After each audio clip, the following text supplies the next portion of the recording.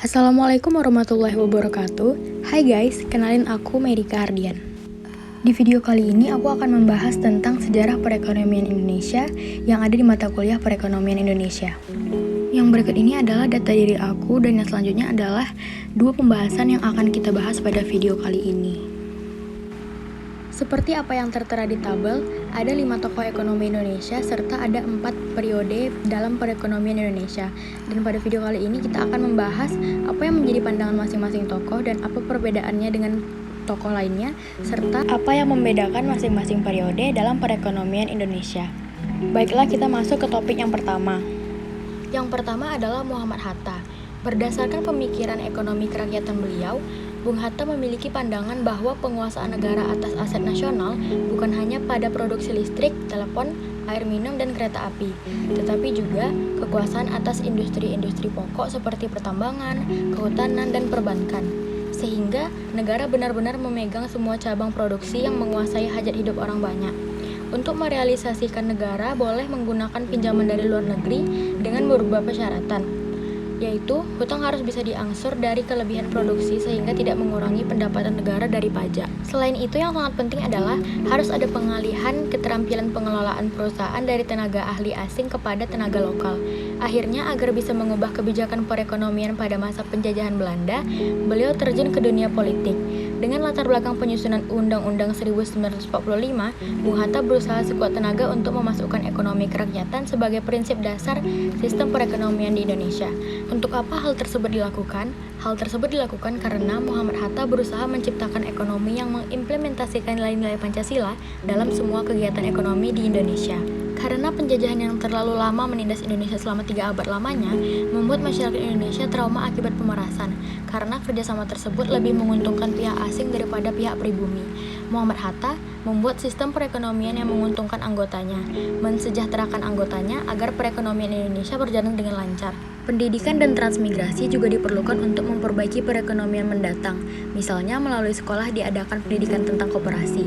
Jadi masyarakat mengetahui koperasi sejak dini, bahkan bisa memperbaiki perekonomian dengan mengembangkan koperasi dan dengan variasi. Sedangkan transmigrasi digunakan untuk menyebarkan penduduk ke pulau-pulau yang masih jarang penduduknya.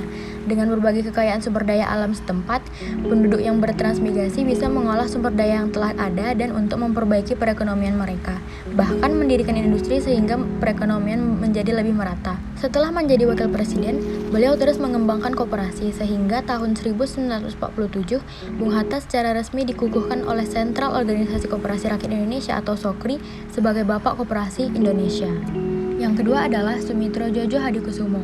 Beliau merupakan seorang ekonom Indonesia pertama dan termuda, yaitu 26 tahun, yang menyandang gelar dokter ekonomi dari universitas ternama di Eropa. Ia menjadi negarawan sejak usia 33 tahun karena keberhasilannya sebagai Menteri Bidang Ekonomi Keuangan dalam 5 kabinet dan 2 zaman berbeda. Pria kelahiran Kebumen, Bayumas ini juga sangat produktif melahirkan gagasan dan tulisan berupa artikel dan buku-buku perekonomian dan pembangunan Indonesia selama 7 dekade. Pelopor industrialisasi Sumitro merupakan pelopor program industrialisasi dan juga perintis konsep perencanaan pembangunan pemerintah. Konsep dan kebijakan tentang ekonomi kerakyatan sudah dirintis sejak 6 dasawarsa lampau. Bahkan pemikiran dan buku teorinya tentang ekonomi pembangunan telah mendahului pakar ekonomi internasional. Pemikiran politik ekonomi Sumitro dimulai dengan penelitian kredit rakyat yang menghasilkan disertasi doktornya di Universitas Rotterdam dan juga telah diterbitkan dalam bahasa Indonesia dengan judul Perkreditan Rakyat di Masa Depresi. Beliau juga kemudian mengembangkan pengetahuan tentang perbankan, perdagangan internasional dan juga membantu ayah beliau dalam mengembangkan Bank Negara Indonesia atau BNI pada tahun 1946 yang semula didirikan untuk Bank Sentral. Beliau juga menjabat sebagai Menteri Perindustrian dan Perdagangan pada Kabinet M. Nasir. Sumitro lebih mengedepankan upaya pembentukan modal dalam negeri, yaitu melalui perdagangan internasional. Untuk pembentukan modal tersebut, beliau memperbolehkan hak monopoli impor bahan baku batik kepada Gabungan Koperasi Batik Indonesia, sehingga koperasi batik tersebut mendapat modal dari keuntungan distribusi bahan baku batik yang diimpor dari Belanda dan Jepang. Rencana Organisasi Perindustrian pada tahun 1951 sampai 1952 itu dikenal dengan Kebijaksanaan Benteng. Misi nasionalisme beliau adalah mengubah struktur ekonomi Indonesia dari corak kolonial ke nasional. Dari struktur ekonomi yang berat sebelah, hanya bertumpu pada sektor agama, menuju struktur yang lebih seimbang dengan sektor industri yang lebih maju. Bagi Sumitro, upaya mencapai taraf hidup masyarakat yang lebih baik dan adil tidak bisa diserahkan begitu saja kepada mekanisme pasar bebas. Ia percaya bahwa cara paling efektif dan cepat adalah mengubah struktur ekonomi Republik yang baru merdeka menjadi perencanaan ekonomi nasional yang didasari pada gagasan sosialisme. Pemikiran yang ketiga adalah Widjojo Nitisastro, yaitu pemikiran ekonomi tentang pembangunan mekanisme pasar dan intervensi pemerintah. Konsep ekonomi ini kerap disebut sebagai Widjojonomics atau menekankan prinsip kehati-hatian. Pemikiran beliau yang diungkapkan Profesor Widjojo dalam seminarnya adalah pada permulaan Januari 1966 mencerminkan bagaimana gambaran ekonomi Indonesia harus dibangun melalui suatu pola pembangunan ekonomi yang berencana. Dalam rangka PBB, beliau telah menjadi anggota Komite for Development Planning yang mempersiapkan dan menilai pelaksanaan strategi dasawarsa pembangunan PBB, menggerakkan negara-negara berkembang yang bergabung dalam kelompok 77 sebagai ketua delegasi Indonesia dalam sidang-sidang internasional lainnya. Pemikiran yang keempat adalah Dr. Sjahrir, yaitu pemikirannya mampu memberikan pencerahan kepada banyak pihak yang termasuk pemerintah, yaitu perekonomian Indonesia bukan hanya harus mengentaskan kemiskinan tetapi juga melakukan pemerataan untuk seluruh rakyat. Pemikiran ekonomi politik Sjahrir berkaitan dengan memajukan pasar modal yang kompetitif untuk Indonesia. Sesuai dengan perkataan beliau, yaitu salah satu pandangan yang paling penting adalah bagaimana cara menciptakan pasar berbasis pasar di mana harga tercipta secara wajar tetapi menjadi kompetensi yang sangat sehat. Konsep ini tentu menjadi dasar pengembangan pasar modal pada Indonesia, ucap beliau dalam acara seminarnya dan acara pameran buku pemikiran ekonomi politik Dr. Sjahrir. Pemikiran yang terakhir adalah Mubyarto, yaitu menurut Mubyarto, ilmu ekonomi adalah ilmu sosial atau ilmu kemasyarakatan yang harus diabdikan untuk kepentingan dan kemajuan kemanusiaan, dan ini pula yang menjadi dasar pemikiran Mubyarto, yaitu mengenai ekonomi kerakyatan. Istilah ekonomi Pancasila ini pertama kali diperkenalkan oleh Emil Salim. Dalam perjalanannya, istilah tersebut kemudian lebih lekat dengan nama Mubyarto. Pandangan mengenai ekonomi Pancasila begitu beragam, namun bila merujuk kepada pemikiran Mubyarto, pada dasarnya ekonomi Pancasila memiliki 5 ciri sebagaimana yang tertera pada slide berikut ini. Nah, setelah melalui pembahasan panjang mengenai 5 pemikiran tokoh, sekarang saya telah menyimpulkan 5 dari pemikiran tokoh tersebut. Pada tabel di atas dapat disimpulkan bahwa Muhammad Hatta memiliki pemikiran yang berpusat pada ekonomi kerakyatan, yaitu yang menghubungkan teori ekonomi, realitas, dan keinginan untuk meningkatkan kemakmuran masyarakat.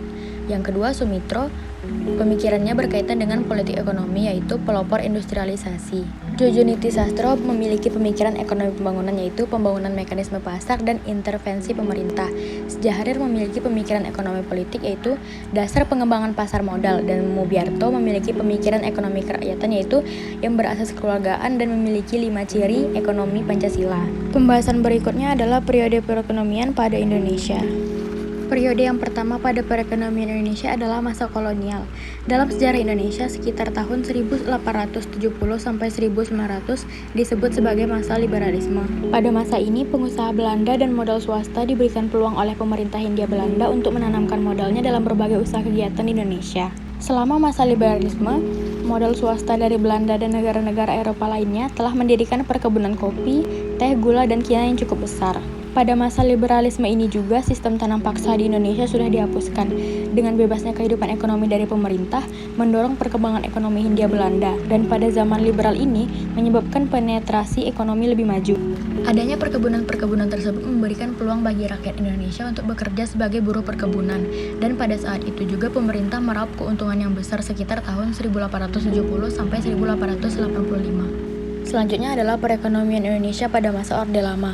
Indonesia mengalami 3 masa perekonomian di era Presiden Soekarno. Yang pertama, penataan ekonomi pasca kemerdekaan. Yang kedua, memperkuat pilar ekonomi. Dan yang ketiga, fase krisis yang mengakibatkan inflasi. Pada era Soekarno ini, kebijakan berfokus pada pasca kemerdekaan. Situasi yang ada di dalam negeri kurang kondusif dan berfokus pada perbaikan pasca penjajahan. Pencapaian yang bersifat positif adalah adanya stabilisasi kondisi politik dan konflik dalam negeri. Kelemahannya adalah lemahnya sistem kontrol perekonomian sehingga inflasi tidak dapat dikendalikan. Periode perekonomian selanjutnya adalah pada masa Orde Baru, yaitu pada kekuasaan Presiden Soeharto. Presiden ini adalah yang terpanjang dibanding presiden lainnya. Pasang surut perekonomian juga paling dirasakan pada masa pemerintahan beliau. Ia menjadi presiden di saat perekonomian Indonesia tidak dalam kondisi yang baik. Ia mengeluarkan undang-undang yang mengatur penanaman modal asing. Undang-undang ini membuka lebar pintu bagi investor asing untuk menanam modalnya di Indonesia. Tahun berikutnya, beliau membuat rencana pembangunan 5 tahun atau Repelita. Selama beliau memerintah, kegiatan ekonomi terpusat pada pemerintahan dan dikuasai kroni-kroni presiden. Begitu dunia mengalami gejolak pada tahun 1998, struktur ekonomi Indonesia yang keropos itu tidak bisa menopang perekonomian nasional. Kelemahan pada masa ini adalah KKN yang menjadi masalah utama. Periode terakhir adalah era reformasi, yaitu yang pertama Presiden Baharudin Yusuf Habibie pada tahun 1998 sampai 1999. Salah satu tantangan sekaligus pencapaian beliau adalah pemulihan kondisi ekonomi pasca krisis moneter dengan memulihkan kegiatan investasi, perdagangan, pemulihan kinerja sektor perbankan dan dunia usaha. Beliau juga menerbitkan berbagai kebijakan keuangan moneter dan membawa perekonomian Indonesia ke masa kebangkitan. Pencapaian yang dominan adalah pembangunan jangka panjang dan undang-undang anti monopoli dan undang-undang otonomi daerah.